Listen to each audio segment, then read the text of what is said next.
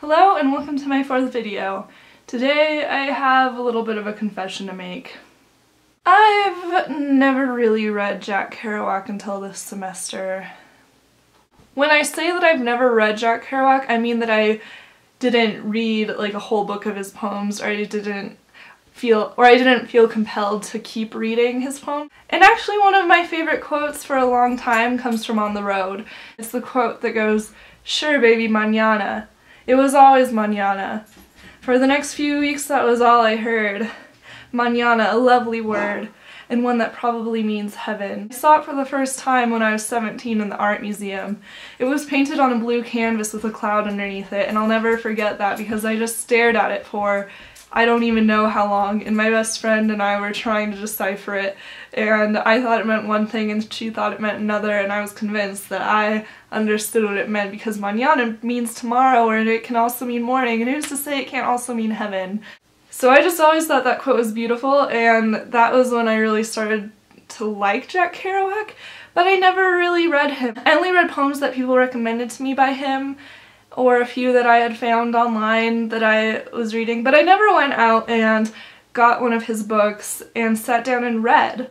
But I was in a used bookstore the other day and I saw this, Mexico City Blues, and I thought, hey, I've liked Jack Kerouac in the past, why not buy this book of poems for $2 and read some of it? So I did, and oh my god, why have I not been reading Jack Kerouac this whole time? I'm just going to read one of my favorite choruses in this book. It's the 174th chorus, so. The freshwater eels of Europe that climb up their rivers and presumably rave fjords and eat up pools, curious, Proustian visitors from up the mountain of the sea which, when they die, they recross to Bermuda, from whence they came to die. Must be that these eel have a yen to explore the veins of old Atlantis from their sunken mountain top. This side Canarius, but no, they slide from Europe to Ukraine and down the Belgian rivers, and blankly in the void swim back to spawn and die with long-faced pouts. Poor fish.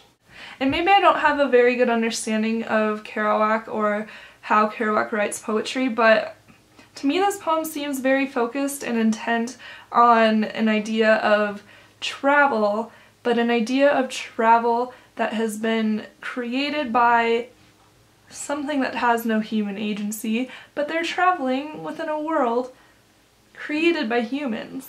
I don't really think of eels as having any sort of agency or understanding where they're going and where they're traveling. And it seems like a sort of desperation. Like, no matter how or where we travel, we're always just going to end up back where we started. I feel like the choruses have really influenced me over the semester. They have given me a sense of rhythm in my poetry that I don't usually employ and I don't usually think about. I feel like when I read poems, I always want to write like the poet that I'm reading, and so without even thinking about it, I will write a poem that has a sort of rhythm. And my poems definitely don't have the same sort of rhythm that Kerouac does, but I feel like they are becoming more rhythmic. And I feel like as I edit, I think more about sound, and it's an interesting change for me. So that's it for this video, and I will see you next video.